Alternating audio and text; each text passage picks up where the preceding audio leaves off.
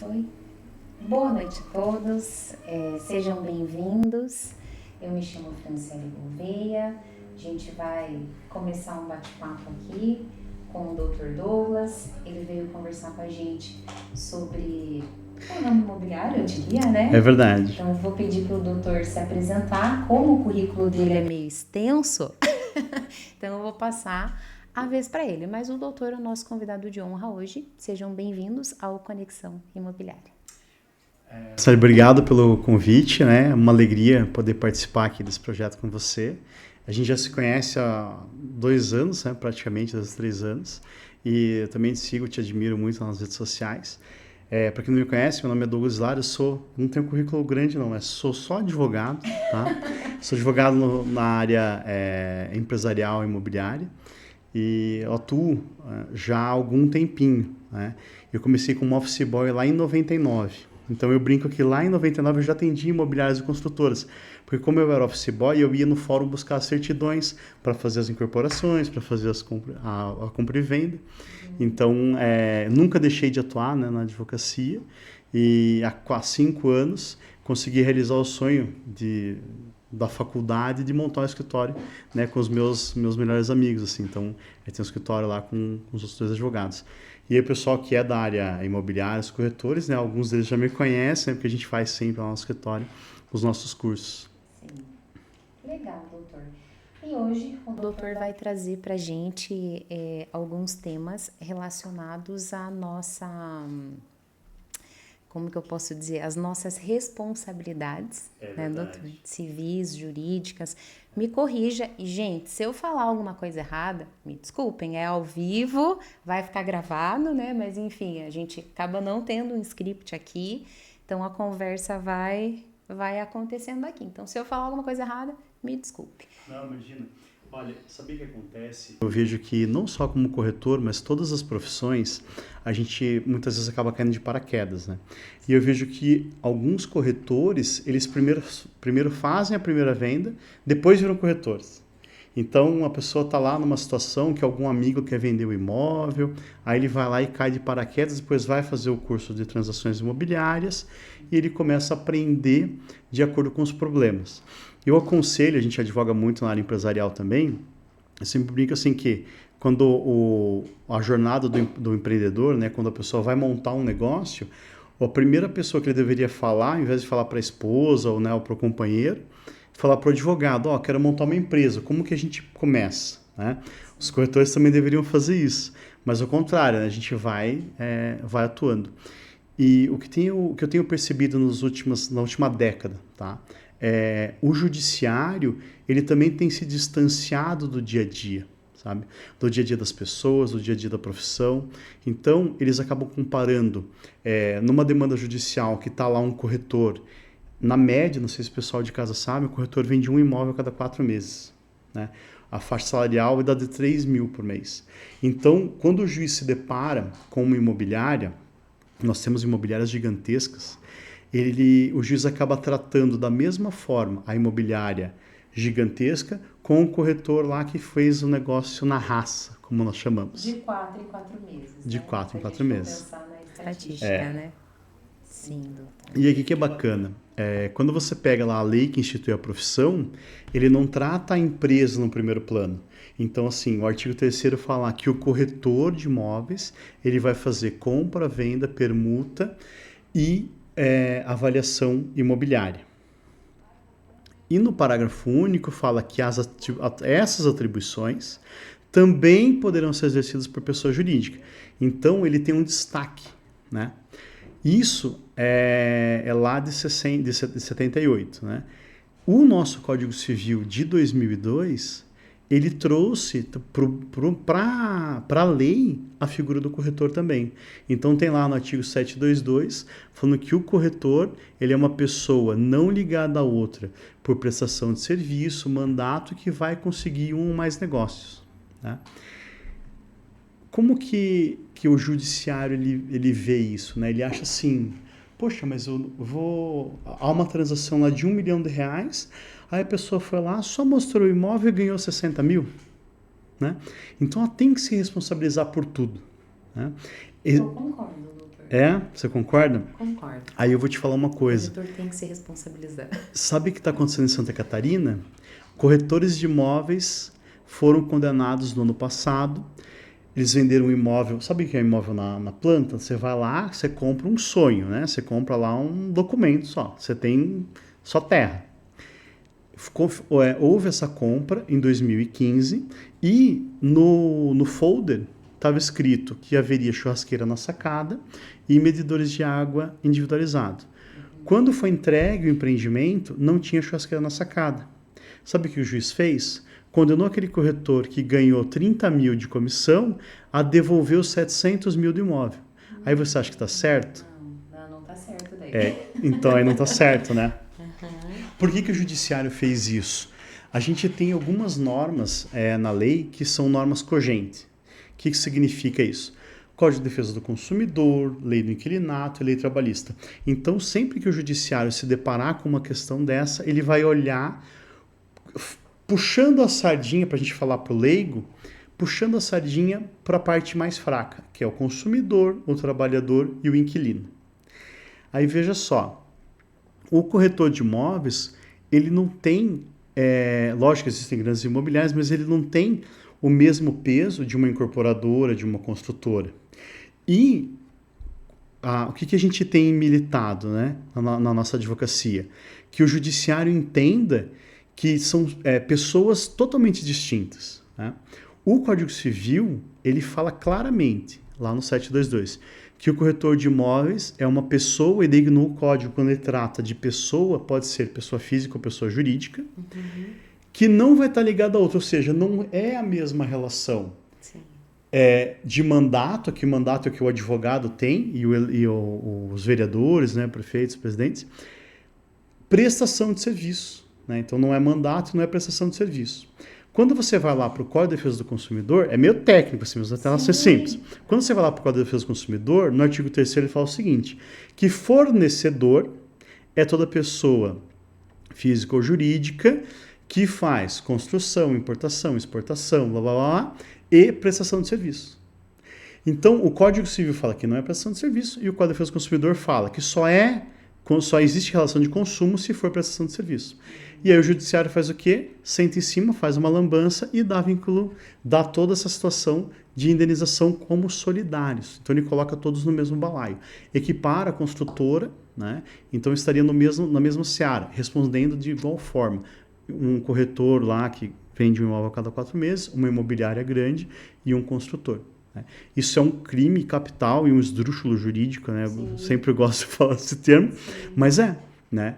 A gente tem decisões até 2021 muito serenas do STJ, falando assim, não, aqui a atividade do corretor é aproximar as partes, é esclarecer sobre o empreendimento e tal, mas ele não está no negócio. Né? Eu gosto de falar lá nas minhas palestras para os corretores, quantos imóveis você vendeu esse mês? O pessoal sempre levanta a mão, fala assim, você tinha alguma casa própria? Porque o corretor não vende imóvel, quem vende imóvel é o vendedor. Né? Ele só faz a mediação. Então, às vezes, falta para o corretor um pouco também de entender quem é ele na ordem do dia. Né?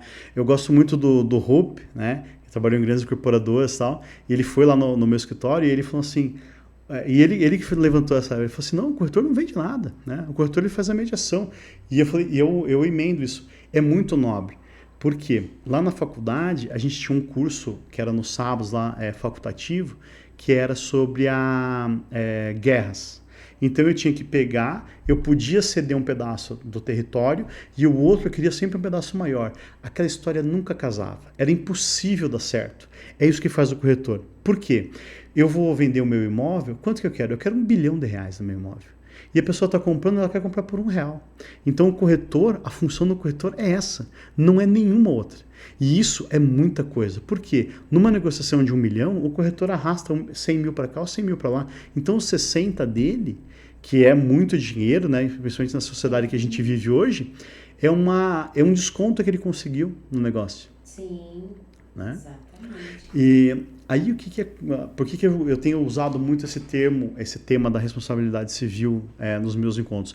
Porque eu vejo muito corretor no dia a dia se afundando de provas contrárias. Porque é o seguinte, Eu, no meu escritório de advocacia, eu tenho um mandato do cliente. Então, a Franciele vai lá e vai pedir para eu processar alguém, eu vou agir de acordo com aquilo que ela me pediu.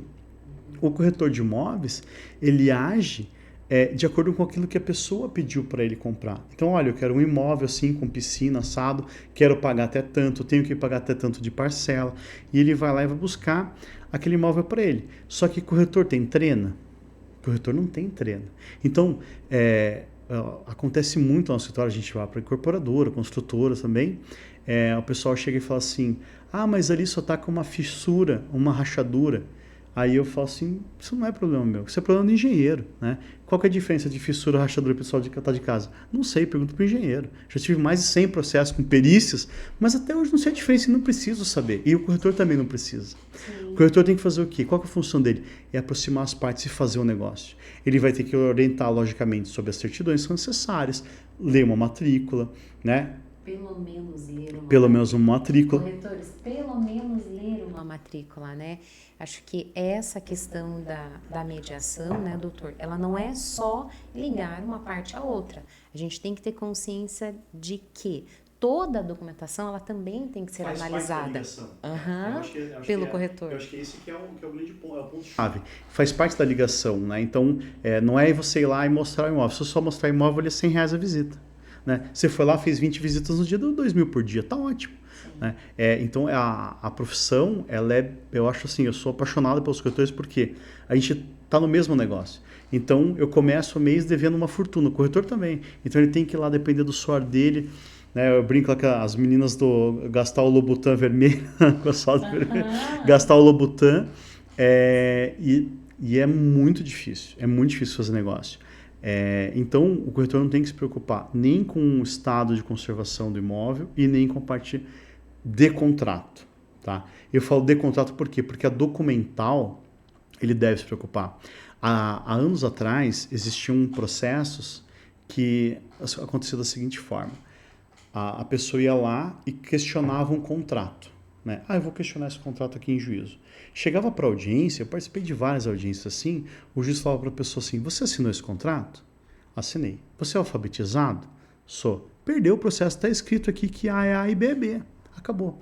Hoje, o judiciário faz assim, você assinou o contrato? Assinei. Você entendeu o que estava escrito? Nem o juiz às vezes entende o que está escrito, né? Contratos mal elaborados, principalmente. E aí, o que ele vai fazer? Aí ele vai pegar lá aquele gancho do Código de Defesa do Consumidor e ele vai anular uma cláusula. Entende? Então, a gente tem que, né, quem está na comunidade lá, né, do direito imobiliário, né, os corretores e tal, e se proteger. Né? E tem questões que a gente ensina na prática lá no escritório. Por exemplo, quando eu faço lá palestra sobre provas digitais, se você pegar um WhatsApp hoje, ou a gente gosta, né, de pegar o celular e fazer videozinho, pegar o videozinho assim e falar assim, você que quer comprar um imóvel, vem aqui, eu faço a melhor prestação de serviço de Curitiba. Você ferrou. Por quê? Você está se confessando que você faz uma prestação de serviço, entendeu? Então o juiz ele vai pegar aquele vídeo lá, aquele escrito, se você que é corretor de imóveis, está em casa agora, pega o teu celular, veja a última proposta ou promessa de compra que você fez e liga lá se está escrito prestação de serviço. Né? Dá uma olhada. Se tiver, fuja. Né?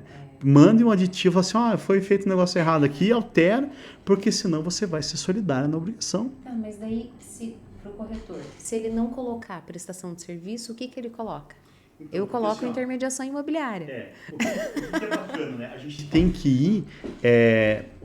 embora seja advogado, eu odeio falar juridiquês, mas tem coisas que não tem muito de fugir.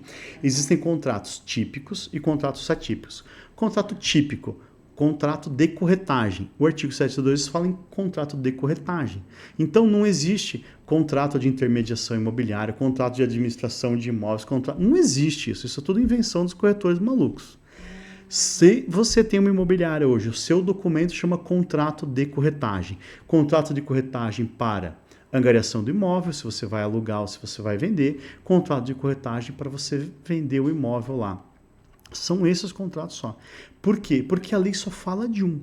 E por meio desse contrato, você não se vincula a aquele imóvel como uma responsabilidade solidária.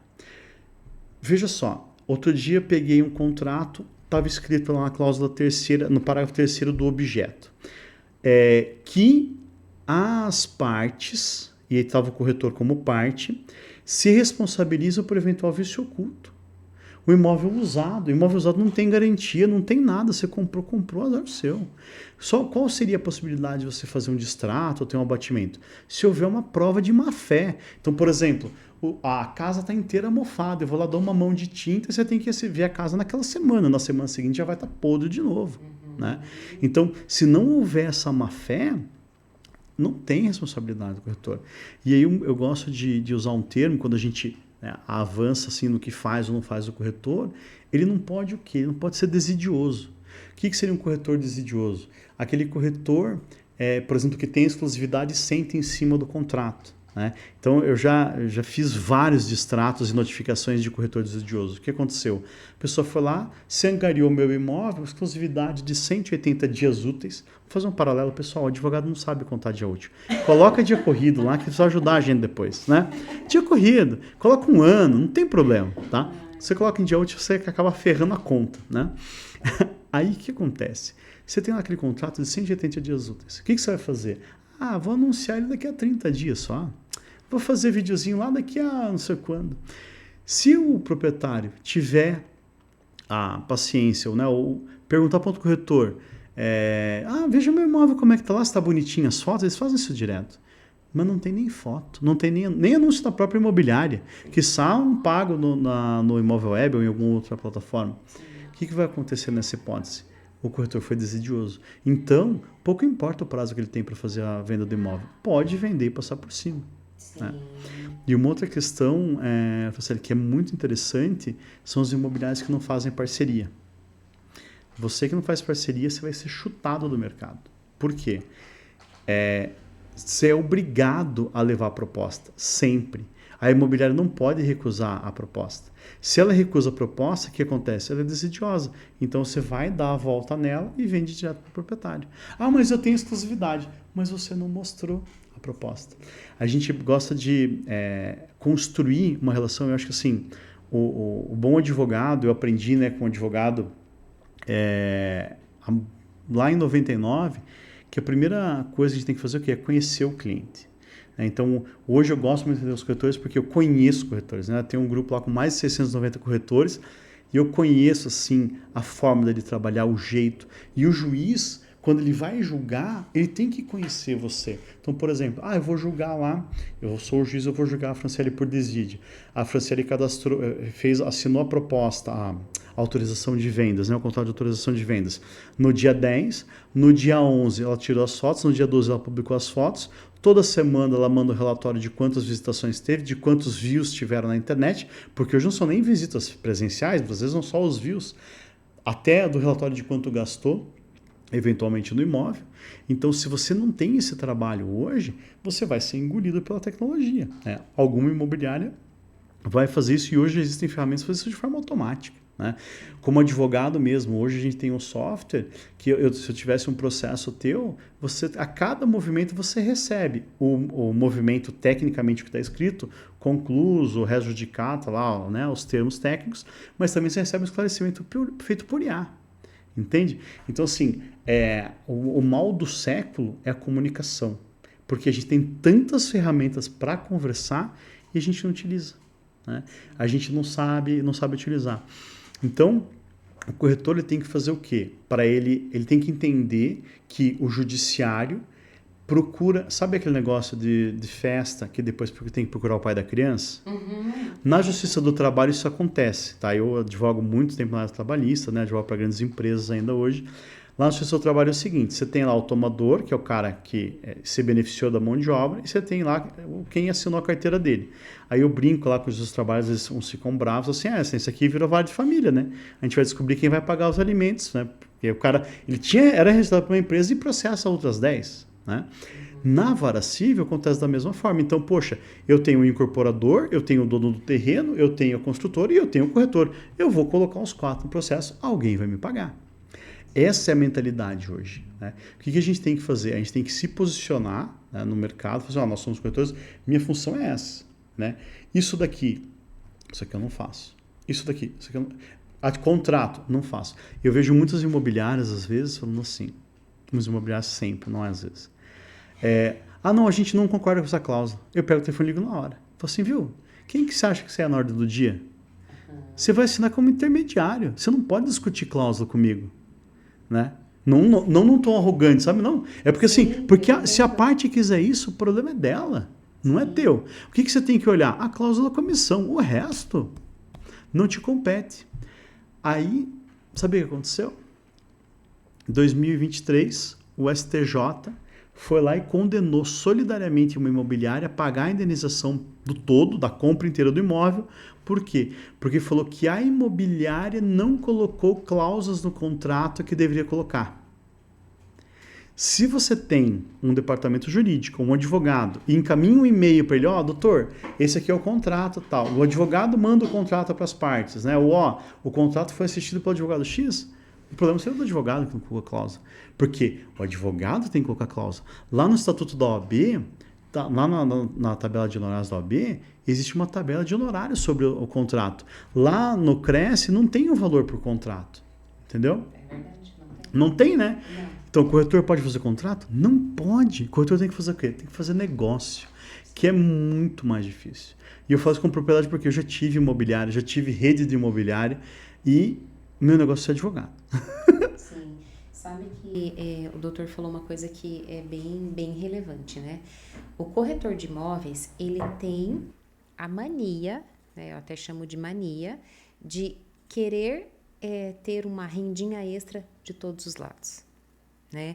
Então, assim, eu vou ter uma renda extra, doutor, porque eu vou fazer o processo de despachante para o senhor. Porque daí a minha melhor amiga, ela tem tal coisa, e daí eu facilito aqui, faço ali, enfim, né? Ela dá uma enroladinha. Aí daqui a pouco eu tenho uma imobiliária e faz locação. Não, mas eu posso ganhar fazendo a vistoria de locação, doutor. É ou não é? Aí eu também tenho ali o pessoal da pintura. Reparos. Não, mas eu também posso fazer os reparos, doutor. Por que eu não posso? Né?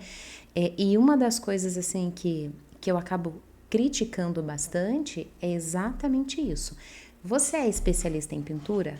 Ok, perfeito. Você é especialista em documentação para encaminhar para o banco? Você é despachante? Você é correspondente?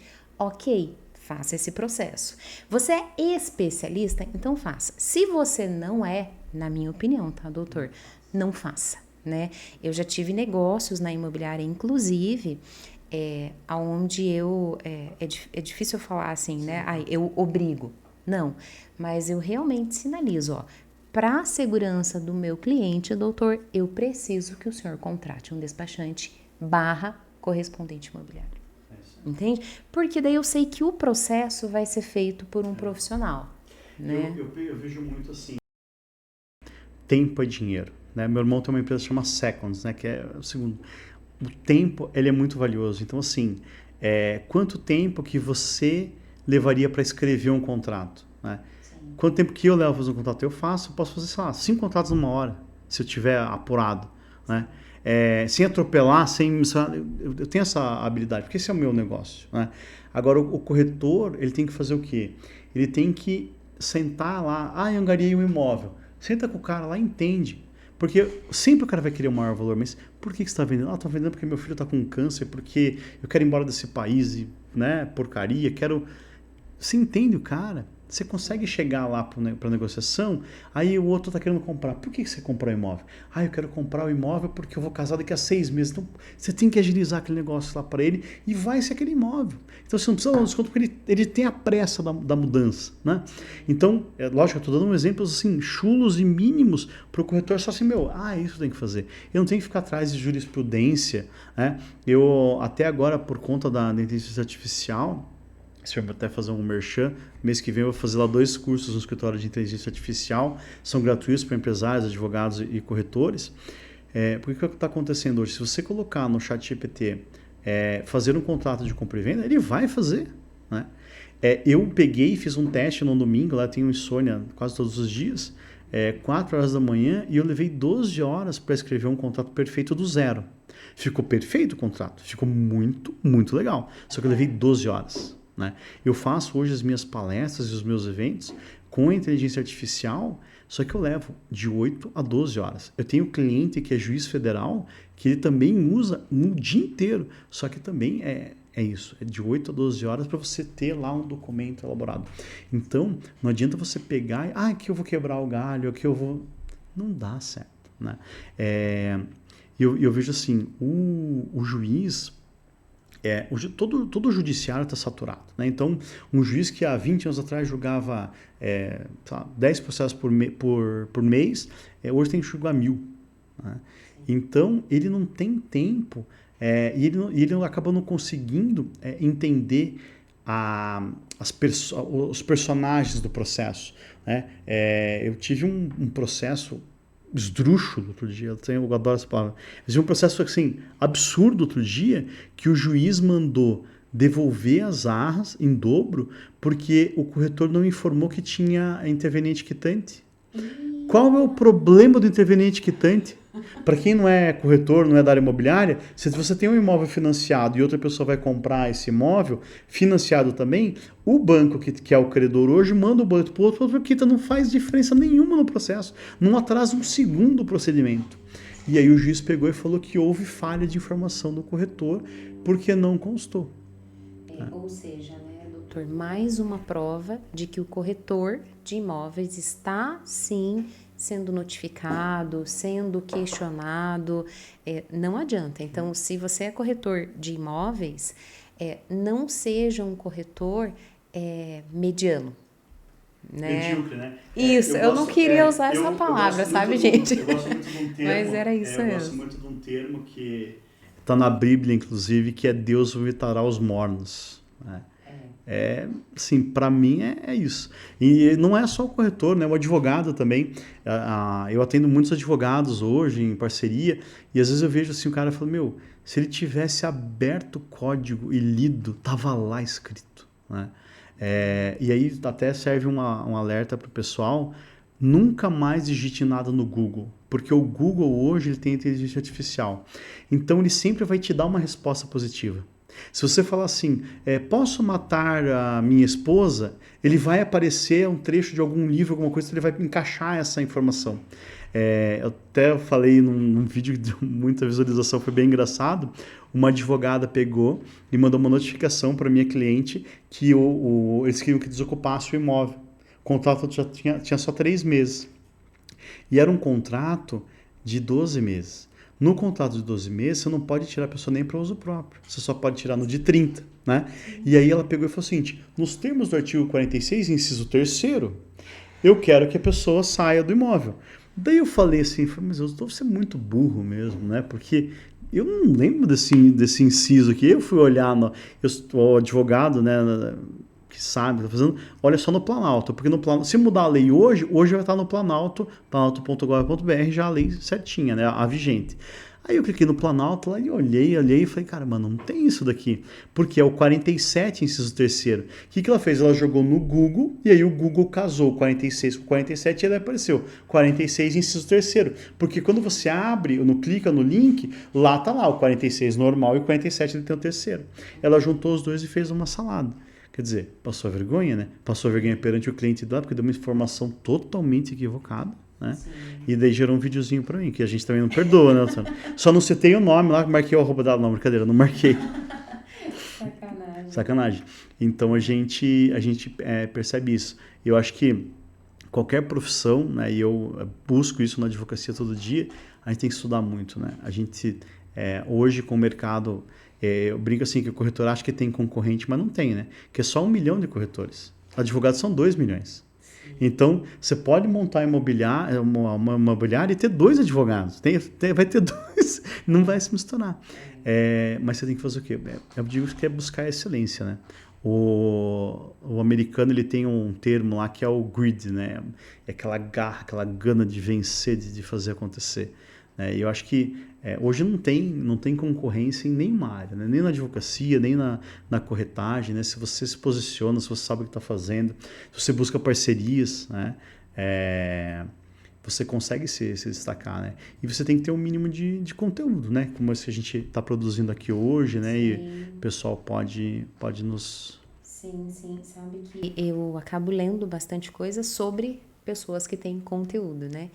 E o mercado ele é tão escasso, de um modo geral, né? Como o doutor falou, não só na sua profissão, não só na minha, de profissionais que é meio que aquela lei de Pareto, 80-20. 20% só é capacitado. E esses 20%, doutor, tem fila, assim, para ele atender, né? Porque tem tanta gente que não é capacitada, que faz tanta besteira, né? E as pessoas que têm um mínimo de informação, um mínimo de consciência, um mínimo de preocupação, né? Trazendo para a área, né, dos corretores ou trazendo para a área do doutor, tem coisas que eu não me submeto a fazer. E não me submeto não é porque eu sou melhor, é porque eu sei que o risco é grande.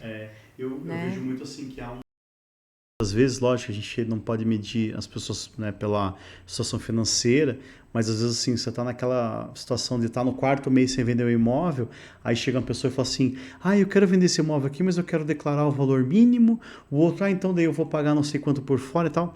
Vira uma celeuma, vira um problema isso, que vocês não têm ideia. Eu tive um caso outro dia, o imóvel foi avaliado pela Caixa por um valor maior, e aí a pessoa pegou e então vamos fazer aqui, fizeram a maracutaia. Quando Já até sei como que é essa no contrato, o que aconteceu? No contrato de financiamento está lá, foi pago, eu acho que era 80 mil com recursos próprios. Só que como atingiu o valor que seria o valor da venda, não houve o pagamento desse valor. Sabe o que a pessoa fez? Entrou com um processo, falando que não recebeu, acho que era 60 mil reais, que não recebeu 60 mil reais. O juiz pegou, mandou pagar, aí a pessoa falou que foi feita uma fraude, que não era devido ao pagamento e tal, e aí o juiz pegou e mandou, né, a pessoa pagar mesmo assim o negócio e mandou oficiar o Ministério Público para apurar a questão da fraude. Então assim, ela vai ter que pagar e vai responder pelo crime. Então assim, a melhor forma de você se manter, porque ganhar um dinheiro fácil com algo ilegal não é difícil. O duro é você se manter no mercado, né? Eu vejo assim, corretores, advogados, e aí você tem o médico, né? Você tem lá, hoje está tendo muito problema com...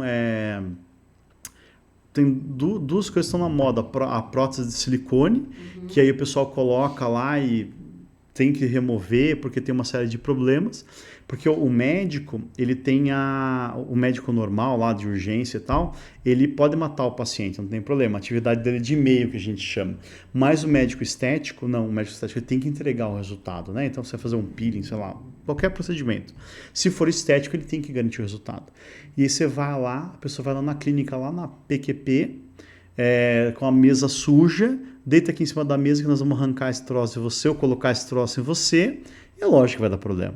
Né? Então, assim, é o barato que sai caro, depois vai a pessoa procurar o advogado, porque né, precisa processar, e o médico acaba saindo do mercado. Agora, quem trabalha de forma correta, e eu vejo assim, o corretor muitas vezes não é que ele tem uma má fé, é que ele não tem a noção do perigo que ele está correndo. Entendeu? É falta de noção mesmo, porque ele não tem a noção da responsabilidade. Da responsabilidade. Né? E é uma coisa que, assim, lógico, pra gente que é advogado, é simples, porque é cara crachá. Eu usei esse contrato, serve para isso, aquele serve para aquilo. Né? Agora, quem não é advogado não deveria pôr a mão no contrato. Né? E a gente vê muitos contratos e não é o corretor pequeno que está nessa carreira. É corretor já com bastante tempo de profissão e imobiliárias grandes. E sabe a síndrome não é síndrome do vira-lata, não sei como é que chama, que é da pessoa que assim, você acha que você não tem a capacidade, né? Todo mundo tem um pouco disso, né? Putz, acho que isso aqui eu não consigo fazer e tal. Quando eu comecei, porque eu sempre atendi essa sociedade anônima, empresas grandes, e aí em 2015 eu acabei pegando uma parte do escritório e virando para atender mais empresas locais e tal. E em 2020 abri mais ainda para empresas locais. Eu pensava assim, não, eu vou atender o corretor que é o pequeno, porque a imobiliária grande, ela tem um corpo jurídico forte. A construtora, o cara tem lá 10 prédios erguidos, ele já tem toda a noção. Franciele. Só que não. Só que não. Eu peguei assim uma cliente uma vez, e aí eu li a documentação dela, né? Ela pediu, eu fazia muito isso, agora eu não faço mais. Ah, só muda os meus modelos para mim? Por que eu não faço mais? Porque daí... Gente, eu viu? que eu ia perguntar isso pra ele, tá? Só porque daí na semana seguinte o desgraçado vai lá e estraga o modelo, né? Entendeu? Aí já vou contar 2 casos disso. Mas escute essa. A imobiliária pediu para eu alterar os modelos, e ela me passou os dela, porque eu gosto de fazer assim, eu gosto de fazer em cima do teu contrato já. Pronto, você não tem que olhar do começo, você já sabe ali o jeitão dele, onde está a cláusula de pagamento e tal. E aí eu peguei assim o contrato, né? E quando ela foi me passar, eu pensei assim, puta, que legal, né? Vou usar isso aqui como modelo para os outros. Ia ser meu maior cliente, isso em 2020, né? Ia ser meu maior cliente, né? Falei, isso aí vai ser show de bola. Eu peguei, mas olha, não deu nem para aproveitar o branco do Word. Erro de português, erro de concordância, artigo errado. Que era o artigo do Código Civil, eu estava citando o Código de Processo Civil. Aí uma outra, gigantesca também, imobiliária, citando na lei do inquilinato coisas do Código Civil. Se você é imobiliária, abre o seu contrato de locação. Se tiver qualquer artigo do Código Civil no seu contrato, está errado. É da lei do inquilinato, né? Sim. Essa semana, uma imobiliária pegou e pediu, doutor, só dá uma olhadinha para mim no contrato. Pessoal, eu adoro. No meu Linktree tem lá... Ó, vou fazer um paralelo. Eu tô com medo de mandar ele analisar meu contrato. Eu até tava pensando em fazer isso, mas eu tô começando a achar que tá tudo errado. Não. No meu Linktree, tem inclusive no meu WhatsApp, isso já, né? Pra pessoa não se assustar. E assim, a pessoa pegou e mandou, ela ia mandar, eu me perdi. Ela mandou o contrato. Então essa semana ela mandou o contrato, e aí na cláusula 4ª, onde falava assim, a imobiliária receberá tanto tal de comissão, e a imobiliária se responsabiliza nos termos do artigo 3º do Código de Defesa do Consumidor como fornecedora. Tudo aquilo que eu falei que ela não podia colocar, ela falou que ela era fornecedora. Entendeu? Ela estava assumindo a solidariedade no negócio. Sim. Numa transação de 3 milhões de reais. Imagine, e ela ainda fez um valor de 100 mil de comissão. Ela reduziu a comissão dela, não foi 6%. Entendeu? Então, aí foi para mas e por que isso? Né? Da onde que você tirou isso daqui? De lá, porque eu peguei um contrato de uma construtora, e daí na cláusula da construtora tinha, porque na cláusula da construtora as pessoas têm colocado o dia de arrependimento para se livrar, para não ter problema. Mas o corretor, pelo amor de Deus, não, sabe? Sim. Não faça assim, mas mande os contratos, tá? A gente dá uma olhada. Só que eu vou mandar, gente, confesso pra você. Mas qual que é o detalhe? Até recentemente eu tive uma cliente que, por uma questão financeira, ela acabou, eu faço contratos mensais com imobiliários ou por ato. E aí ela tinha um contrato mensal e acabou perdendo alguns corretores, estava fraco de venda, ela acabou rescindindo. 45 dias depois, ela falou, doutor, dá uma olhada para mim nessa proposta aqui e eu quero que você faça o contrato. Só que eu já preenchi. Então, só dá uma olhadinha lá, talvez está tudo certo. E beleza. Eu pensei assim, gente, faz 45 dias que eu fazia todos os contratos dela. Uhum. Ela me mandou a proposta. Eu adoro fazer assim. Você de casa, olha lá, se na tua promessa de compra e venda, na sua proposta está escrito arras do artigo 417 ao 420, você está ferrado. Por quê? Você está falando... Sabe por quê? O modelo do Google é assim. Sabe por quê? Mas o meu foi feito por um advogado. Então é um advogado do Google. Difícil. O que acontece, Franciele? Sabe o que é regime de casamento, né? Sim. Então, você falar que a tua arras é do artigo 417 ao 420, é igual você falar que o teu regime de casamento é do Código Civil. Mas qual que é? Comunhão parcial de bens, separação de bens, participação final dos aquestos, qual que é? Todos, né? Entendeu? São todos.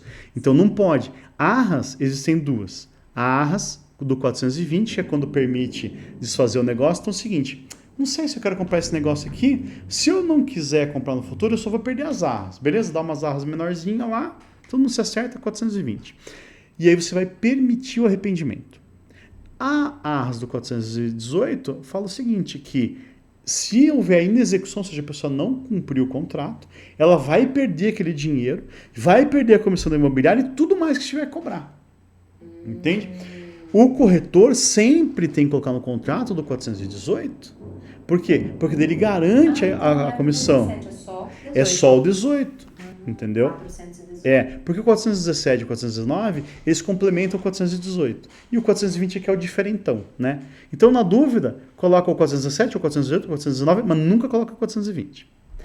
Deixa eu pegar o gancho e perguntar para o doutor também. Isso é meio assim, né, de corretor mesmo, tá? Perguntas e dúvidas. Quanto que é cobrado? Quanto que é legal cobrar, né, de legal mesmo, de arras?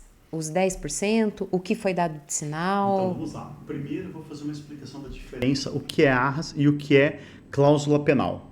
Então, a cláusula penal, ela está lá no Código Civil, no artigo 409, e fala o seguinte, que se houver uma inexecução, ou seja, se você não cumpriu o contrato, o juiz poderá, lá está escrito assim, a prudente arbítrio, né? Prudente arbítrio é com critério, mas eu falo que é a bel prazer, porque ele faz o jeito que ele quiser. Exato. Tá bom?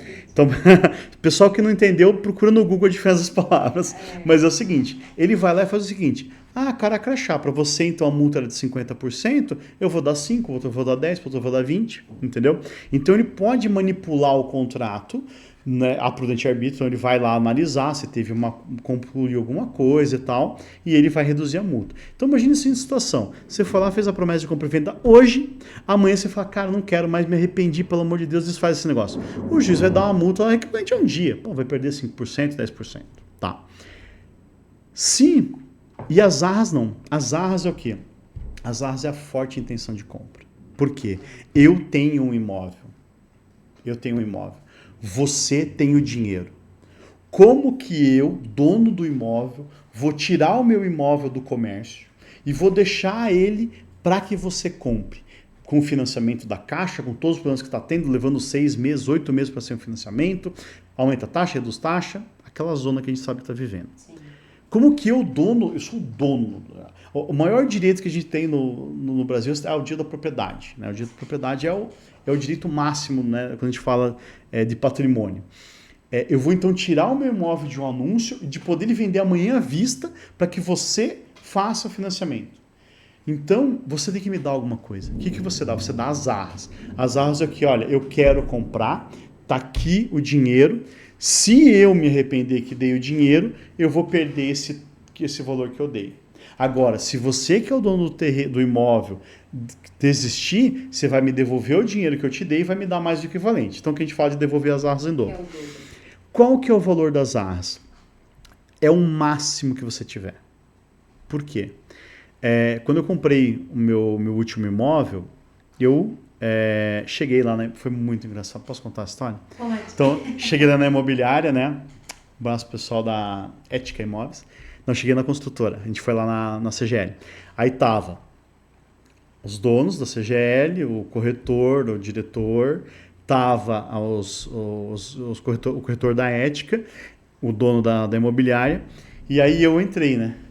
Aí entrei, aquela mesa lá cheia de gente e tal. Ele falou assim, eu vou ter que voltar com o meu advogado, né? Mas eu sabia que era advogado. Não, eu estou numa situação, né, complicada. Uhum. Aí eles falaram, não, então a gente vai te dar tanto de desconto aqui. E quantos que você vai dar de ar? Você falou assim, vou dar 300 mil reais. Daí ele, não, dá só 10 mil. Eu falei assim, galera, vamos só fazer uma pausa aqui. Deixa eu só falar uma coisa pra vocês. Em tese, eles me deram um desconto de 400 mil reais na compra. Aí eu falei assim, se eu te dou os 10 mil, eu viro as costas e vende para um outro sem o desconto ou com um desconto menor e eu me ferro. Sim. Não, mas nós temos palavra. Eu falei assim, eu estou me lixando para a sua palavra. O que vale para mim são as arras. Porque se você destratar, você vai me devolver 600 mil. Eu vou ficar chateado 3 meses no Costão do Santinho com 600 mil. Entendeu? E aí eu gosto de falar para corretores, e eu acho que é bacana quando a gente entende a profissão, e não só corretores, todos os meus clientes, assim, eu adoro conhecer negócio. Né? Pô, do que é? É uma quitanda. Cara, vamos conhecer como é que funciona a quitanda, margem de lucro e tal. E eu acho legal porque, assim, quando o corretor tem direito à remuneração dele? Quando o negócio é feito. Essa seria a próxima pergunta. Olha lá, viu só? Anticipei. O que acontece? O que envolve uma transação imobiliária de compra e venda? São 3 coisas, tá? Propriedade, ou seja, quando você vai lá no registro de imóveis e passa para o teu nominho, no registro de imóveis, não é na escritura, não é no financiamento imobiliário, é lá no registro de imóveis. Quando? Quem registra é pai, né? Quem registra é pai, quem registra primeiro é dono. Quando? A segunda coisa, o dinheiro na conta. Então, quando caiu o dinheiro na conta, concluiu-se a outra etapa. E a terceira, e não menos importante, é a posse. Se você chegar num processo, o juiz olhar lá a ação, olhar lá o caso, e olha, poxa, teve aqui a assinatura do contrato, teve a posse, transmitiu a posse, está quase tudo feito. O juiz não vai desfazer esse negócio. Entende? Então, assim, são três coisas importantes: propriedade, dinheiro e posse. Né? Aí, vamos pegar o gancho com as arras. Eu só vou dar a chave do imóvel 90 dias depois que eu receber o dinheiro. Veja só, se você está vendendo um imóvel, você não quer ele. Senão você estava comprando ele. Beleza? Tá.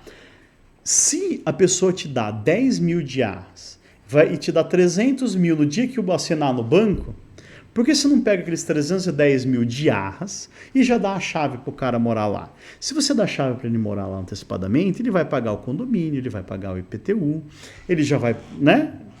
Ele já vai pagar as coisas. Se der um problema lá na frente, o imóvel não vai sair andando. Não é igual você vender um carro a prazo. O imóvel está lá. Você vai lá e arranca o caboclo de dentro do imóvel. E vai ficar com as arras.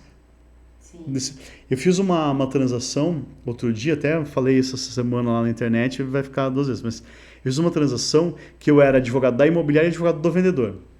E aí o corretor, não, porque dei a chave, a gente vai entregar no dia da escritura. Eu falei, de jeito nenhum, a gente vai entregar já. Porque o imóvel estava sujo, precisava limpar a casa. E a minha cliente confia em mim e falou, não, você vai pegar aqui, acho que era 500 mil a transação, a pessoa queria dar 50 mil de arras e o restante daí na assinatura da escritura. Que só que ia ser 120 dias depois. Ela tinha um problema lá de safra e tal. E eu falei, tá, mas quanto que ela tem? Não, ela tem mais... ela só falta 200, né? Eu falei, não, faz o seguinte, então ela passa para cá, os 300 inteiro, e aí a gente já dá a posse para ela. O corretor ficou doido. Ele, não, mas como assim a gente vai dar posse sem ter nada, sem ter nenhum papel? Eu falei, não, tem o papel, a gente vai fazer o contrato. Se a pessoa não pagar o resto do dinheiro, esses 300 mil ficou de arras. Entendeu? A pessoa pode dar o imóvel depois para outro praticamente. Mas, doutor, você vê, né, isso que o senhor falou. Eu tenho 17 anos de mercado imobiliário, né? E eu aprendi ali atrás, 17 dias, há 17 anos, que o imóvel é o meu bem maior. E quando eu entrego esse imóvel para essa pessoa que não pagou tudo ainda, para eu tirar ele de lá eu vou ter muito trabalho. Não vai, sabe por quê? Porque o imóvel ele continua bem maior, ele continua no seu nome. O que você está dando é só a posse. É só a posse. Entende? Sim. O raciocínio não está errado, mas é só a posse. Hoje, uma ação de emissão... Uma posse é diferente de uma transferência, exato, né? Antes do pagamento integral, você vai né? Transferir. E aí hoje existem mecanismos, por exemplo, o seguinte, você pode ir lá no cartório, fazer a transferência por escritura pública da propriedade e ter uma cláusula resolutiva expressa que você vai receber dali a 6 meses. Se a pessoa não pagar dali a 6 meses, você desfaz o negócio e acabou. Entendeu? E retém as arras, né? Você entende? Então, assim, não há... Então, a arras, ela pode ser diferente do sinal. O sinal, eu vou lá, reservo 10%. Então, mas enfim. O que acontece? Arras e sinal é a mesma coisa. Tá? É a mesma coisa. Só que o que acontece?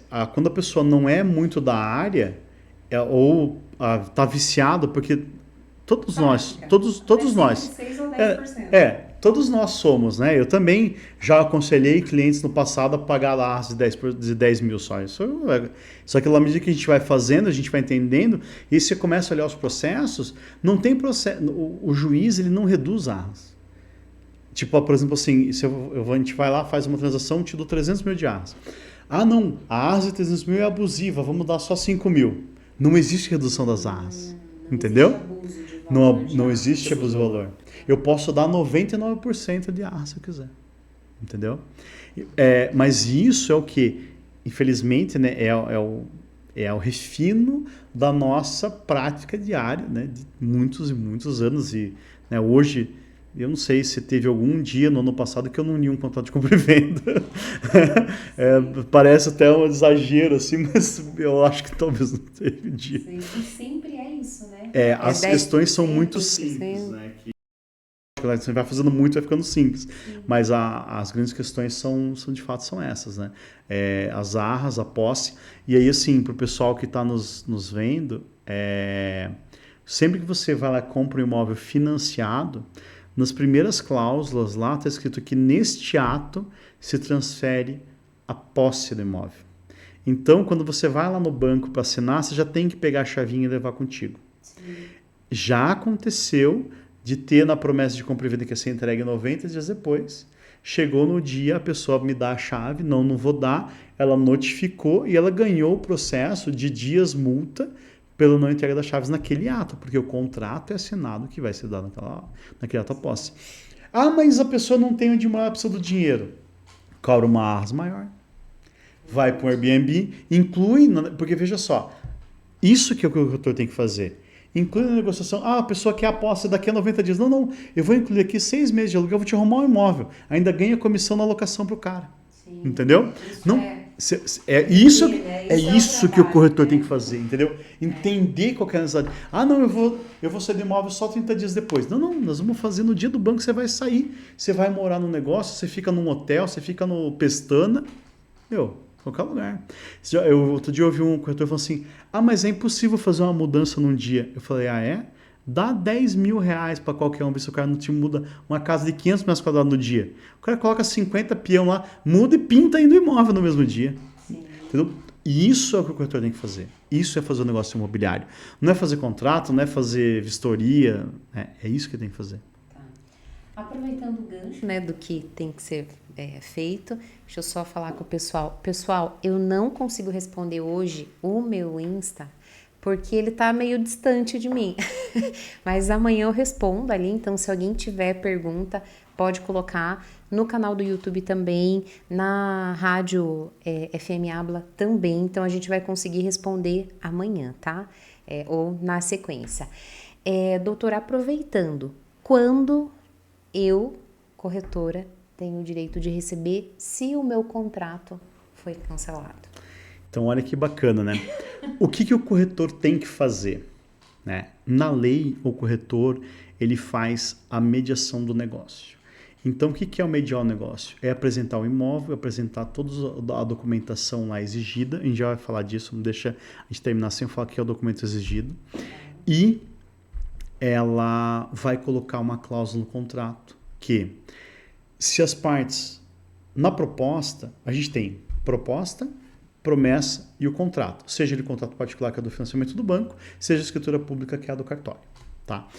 Se você tem essa tríade na proposta, em regra, a imobiliária não tem direito à comissão, se for desfeita. Proposta. Por quê? Porque a proposta é rapidinha. Entendeu? Prazo, né? Fui lá, fui lá apaixonado, gostei do imóvel, quero assinar, tal, beleza. Se a pessoa, beleza, não vai destratar. Quando que a pessoa não destrata? E aí, assim, eu tenho que fazer uma propaganda porque não tem jeito. Quando a pessoa faz uma proposta bem amarrada, tá? A proposta já vincula as partes. O que é uma proposta bem amarrada? Abra lá. Não precisa do contrato, doutor? Não precisa do contrato. Eu sou sistemática. Sabe por quê? Não. Contrato e contrato do banco. Para receber a comissão. Quando você tem uma proposta com todos os requisitos da tríade que eu falei, o que eu falei? Propriedade, posse e dinheiro. Se na minha proposta tiver a data que eu vou entregar as chaves, se ela tiver a forma que vai ser feito o pagamento, e se ela tiver o prazo para a assinatura da escritura ou do financiamento, esse pré-contrato, que a gente chama, ele é válido e ele vincula as partes. Então aí você vai prever que esse contrato ele é regido pela lei de arras, nos termos do artigo 418 do Código Civil. E aí o mais importante, a imobiliária vai colocar lá que das arras recebidas já será destinado o valor para pagamento da comissão imobiliária e as partes dão quitação à comissão. Entendeu? Porque assim, você já vai receber o dinheiro e as partes já vão te dar quitação. Porque veja só, se não for desídia, o problema não vai ser do corretor. Porque aí um não vai querer, o outro não vai querer. Qual que seria a hipótese de destratar que daí o corretor deveria devolver a comissão? Se for um agente externo, fato de terceiro. Eu vi uma vez na minha vida expropriação. A pessoa vendeu o imóvel, o prefeitura foi lá e expropriou. Falou, vai virar calçada. E a outra hipótese que acontece todo dia, inclusive esse ano teve mais de 10 casos já, que é quando o banco muda o critério do crédito. Então eu tive lá meu financiamento aprovado, quando eu cheguei para assinar, o banco falou, você tem que dar mais 70 mil, ou tua parcela vai sair de 1.000 para 3.000. Nessa hipótese, daí eu vou desfazer o negócio sem ônus para as partes, né? Porque eu tive uma questão do agente externo lá, que aí eu consigo tratar. Então, se o corretor colocar na proposta dessa forma, ou se tiver alguma falha na proposta, mas ela fizer na promessa de compra e venda daí, certinho, antecede o contrato, aí ele vai conseguir se resguardar. Mas é importante que tenha lá uma cláusula de quitação da comissão. Se esse negócio for destratado, o que ele vai fazer? Ele vai dar para a pessoa, né, para o comprador, para o vendedor, que tem que cobrar as arras, porque parte das arras as arras é dele, mas ele vai ter perdido um percentual para o corretor. Então, imagina o seguinte. Os honorários, né? O negócio de 20 mil, lá, arras de 20 mil, 10 mil seria comissão. 10 mil ele vai perder porque vai para o corretor, então ele pode entrar na justiça cobrando aqueles 10 mil da pessoa lá que causou o problema para ele, né, da outra parte, comprador ou vendedor. Entendeu? Então, assim, o corretor já pode garantir, deve garantir o negócio dele, porque a parte dele é essa. E eu vejo muitos imobiliários, muitos corretores recebendo a comissão somente quando o banco paga o negócio. Aí você tem uma curva muito grande. Na compra da minha casa mesmo, que era uma casa nova de uma construtora renomadíssima, levou 12 meses para sair a escritura. Não por culpa minha, por culpa da própria construtora.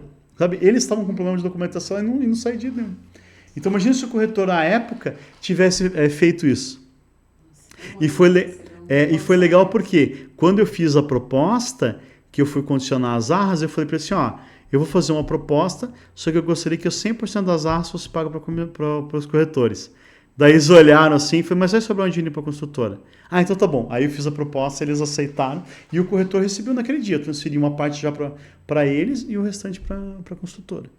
Então, porque assim, o negócio é esse, né? O corretor faz o quê? Ele vai lá, ele vai negociar a entrega das chaves, né? Mas é isso, ele vai negociar aquilo, assinou o contrato, assinou a proposta. PT Saudações. Entendi.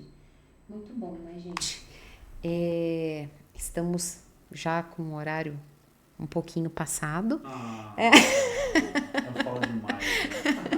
Um pouquinho passado, eu acho que eu vou ter que convidar o doutor para voltar mais vezes, né? Aí a gente vai eleger ali outro tema, né? Ou o mesmo tema, enfim, a gente pode combinar ali com vocês. Mas eu quero ainda que o senhor me fale mais uma coisa que o senhor falou. Não posso deixar de falar sobre o que é importante. Perfeito. Então vamos lá. Tem muitos corretores que pedem lá a certidão de feitos ajuizados, que é a certidão do Fórum Civil, né? Matrícula, né? Não, a certidão do Fórum, para ver se a pessoa tem processos contra ela. Tá. Beleza? Essa certidão é muito bonitinha porque nunca ela foi exigida ou ela nunca foi entregue da forma correta. Porque é o seguinte, não está escrito em lugar nenhum que tem que ser a certidão do local do imóvel. Então pense o seguinte, se você pega essa certidão, você deveria pegar dos mais de 4.000 municípios do país. Porque eu posso morar em Belém do Pará e vir morar em Curitiba, lá eu posso dever 10 milhões e vir para cá. Concorda comigo ou não? Sim, com certeza. Aí, em 2009, o STJ falou o seguinte, não precisa de certidão. O cara que vai lá e que faça a conscrição na matrícula. Desde 2008, eu posso entrar com o processo de execução e ir lá e penhorar. Não é penhorar, né? A gente fala para leigo, a gente usa o termo penhorar. Mas o advogado fala, não é penhorar. A gente vai lá e faz a prenotação da matrícula. Fala assim, olha, existe esse processo aqui, fulaninha me deve. Se você comprar um imóvel que tiver anotação na matrícula, você não poderá se valer de um processo de embargos de terceiro. Porque você teve ciência de que naquele imóvel existia uma penhora, né? Existia lá um processo em andamento, beleza? Então, essa certidão, ela não é obrigatória, ela nunca foi obrigatória, mas sempre a gente pediu e muitos corretores ainda pedem. Custa acho que mais de R$25 lá e o pessoal ainda continua pedindo. Essa não precisa. Que certidões que eu preciso? Eu preciso da matrícula atualizada do imóvel com o ônus, né? Não é o ônibus, né? O ônus, né? São os problemas que podem surgir, os processos. Então, o ônus é o quê? O juiz deu o comando para penhorar o imóvel, naquela data lá você não vai estar na matrícula já a averbação daquela restrição, mas você tem lá uma certidão falando, ó, aqui o bicho vai pegar nesse processo. Vai haver lá uma inclusão de um ônus. E nossas amigas certidões trabalhistas, tributárias estadual, federal, municipal e a certidão de condomínio. Certidão de condomínio é porque o condomínio é uma condição própria rem, ela adere a coisa, então a dívida de condomínio vai para o sucessor, então se você vai comprar um imóvel e tem dívida de condomínio, essa dívida você vai herdar, tá? E o mesmo acontece com o IPTU, tá? Então do imóvel, IPTU e condomínio. E da pessoa, débitos tributários, federal, estadual e municipal e Justiça do Trabalho. Ah, mas a Justiça do Trabalho é foro geral. Não, não é. Por quê? Porque no Juízo do Trabalho ele condena o cara a pagar o INSS. Então a sentença condenatória trabalhista pode gerar um crédito de INSS, que aí você poderia estar numa situação de fraude. Agora, olha que legal para bugar a cabeça de todo mundo. Depois é todo mundo colocar no Jus Brasil isso, e eles vão achar lá um artigo meu. E se o cara tem um imóvel de 1 milhão e ele deve 100 milhões, eu posso comprar o imóvel dele? Se esse imóvel for bem de família, eu posso. Porque o bem de família... O bem de família é só um, né? Se você tiver só um, e se você tiver dois, esse é o mais barato. Salvo se você declarar que o mais caro é o bem de família. Então, você tem lá 10 imóveis, um deles vai ser o bem de família, sempre vai ser o mais barato, salvo se você fizer lá o procedimento no registro de imóveis para fazer uma declaração espontânea que esse lá é o bem que você mora com a tua família e tal. E olha que coisa engraçada, sabia que solteiro não tem bem de família? Porque na Constituição Federal, família é papai, mamãe e filhinho. É muito legal isso. Lógico, hoje a jurisprudência aceita, né, a pessoa, o solteiro, né, o casado homoafetivo, mas na Constituição não pode. Na Constituição é papai e mamãe somente. Bacana, né? Aí agora, só para encerrar, eu queria falar da reforma do Código Civil. Então, veja só, eu preciso dessas certidões, tá? Então, certidões trabalhistas e essas cíveis, estaduais e municipais. De outras certidões não precisa, não se preocupe, tá? Você vai poder se opor lá falando que o bem tá tranquilo. No bem de família, teve um processo de 2024 que o STJ falou o seguinte: existia uma dívida tributária que não era do próprio imóvel, não era o IPTU do imóvel. Se fosse o IPTU do imóvel, ele perderia o imóvel. Se for dívida do condomínio, ele perde. Não existe bem de família contra o IPTU do próprio imóvel e a taxa de condomínio. Então a taxa de condomínio vai lá e arranca o cara do imóvel. A dívida de alienação fiduciária também, quando é referente ao próprio imóvel, ele também não pode. Mas ali o cara tinha uma dívida tributária de um outro credor, né, e tinha um imóvel lá limpinho. Ele vendeu o imóvel, bem de família, e o dinheiro estava na conta corrente dele. O leão foi lá e mordeu. Ele conseguiu ganhar o processo porque o dinheiro fruto da venda do bem de família também é o bem de família. Entendeu? Por isso que, se você tem um único imóvel e tem um monte de dívida, você pode vender esse imóvel tranquilamente. Entendi. Entendeu? Infelizmente, os bancos não aceitam financiar, mas se for uma venda à vista, você pode fazer isso com certeza absoluta, não tem nenhum risco de você perder o imóvel. Tá? E aí, o Código Civil tá... Eu quis usar o exemplo lá do papai, mamãe e filhinho por causa do Código Civil. Já está em fase de tramitação, e aí para o corretor de imóveis vai mudar muito, muito. Qual que é o prazo de um contrato de corretagem hoje, de uma autorização de vendas? A gente coloca lá 3 meses, 6 meses. Na lei não fala prazo nenhum. Úteis, para me ferrar, Úteis. Mas na lei não fala nada de prazo. Qual vai ser o prazo no Código Civil novo? 5 anos. Então, se você não mencionar no teu contrato, o prazo vai ser de 5 anos. E aí, para nós, eu tenho uma raiva quando me chamam assim, daí vamos se auto-ofender. Para nós blogueirinhos, né? Então o pessoal vira blogueirinho. Para nós que estamos na internet, Imagine assim a situação, você vai lá e anuncia um imóvel da sua imobiliária, e aí a pessoa fala assim, no Instagram, no direct, gostei desse imóvel, você tem algum outro? Você vai e manda um outro imóvel para ela. Mandou o imóvel. O parágrafo único do 722 vai constar o seguinte, a mera indicação de imóveis no meio eletrônico não significa contrato de corretagem. Ou seja, o lead vai chegar para você vai ter que mandar um contrato para ele falar assim, filhão, tudo que eu te apresentar você vai me pagar a comissão. Se você não fizer isso e ele comprar direto, você não tem direito à comissão. Hoje você tem. Se você apresentar o imóvel, você fica lá e abrir a porta. Apresentar, você fica mandar a matrícula, mandar a foto. Mostrou, tá? E aí isso vai mudar e aí vai acontecer o quê? Vai surgir a figura, porque hoje não existe corretor do comprador e corretor do vendedor. O corretor é do negócio. No Brasil não, fora nos Estados Unidos existe. Sempre existiu, na verdade, né?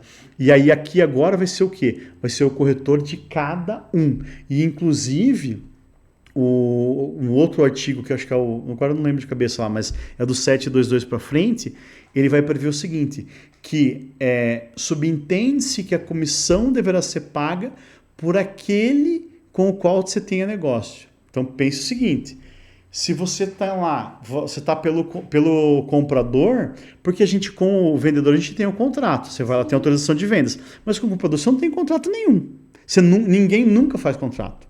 Agora eu já tenho instruído os meus clientes, a gente tem criado os modelos para ele fazer o contrato com o cara. E esse pode fazer um contrato bem simples. A pessoa mandou, eu queria ver o imóvel amanhã. Beleza, eu vou te mandar só um documento, você dá o aceite. Então, por esse contrato aqui, os imóveis que eu te mostrar, você vai me pagar a comissão de 6%. Se não for negociado diferente na transação. Acabou. Senão, você não vai ter direito à comissão. Gente, eu vou ter que trazer ele para falar justamente dessas coisas agora que ele deixou para falar no final da live. Pessoal, isso não está vigente, tá? É só a proposta, mas o texto ele é muito sólido e eu acho que ele é o texto que vai valer, tá? Mas a hora que ele tiver vigente, não sei se 1 ano, 2 anos, aí a gente faz só fala das alterações. Mas é legal porque o Código Civil, ele era de 1916, ele mudou em 2002. Só que de 16 para 2002 não mudou muita coisa, sabe? No dia a dia do ser humano, não falava de internet em 2002. Né? Hoje a gente vai ter toda uma previsão, inclusive de inteligência artificial. Não sei se vocês viram lá no Facebook, na rede Meta, sempre que você faz qualquer coisa, você pode marcar que foi feita com inteligência artificial. E isso já atende o Código Civil novo, porque no código vai ter que constar lá, tudo que você produzir com IA, você vai ter que declarar, isso aqui foi feito com IA. Haverá essa alteração no código também. Entendi. Bom, doutor, muito obrigada. Imagina. Eu gostaria de ficar mais tempo aqui, né? Porque tá muito bom o bate-papo. Já está convidado para olhar lá na minha agenda. Próximo programa que o senhor vai estar. Gente, muito obrigada. Excelente noite para todos. Nos vemos daqui 15 dias, né? Então, se tiver alguma dúvida, como eu já falei, manda mensagem e a gente responde na sequência, tá? E se vocês tiverem alguma dúvida, quiser perguntar alguma coisa para o doutor, eu vou deixar também o contato dele, você pode entrar em contato direto daí e tratar com ele. Beleza. Em todas as redes é bem fácil, Douglas ir lá, só já consegue nos achar. Perfeito. Obrigada, boa noite, doutor. Obrigada. Boa noite. Até mais. Pessoal, obrigado. Tchau, gente. Tchau.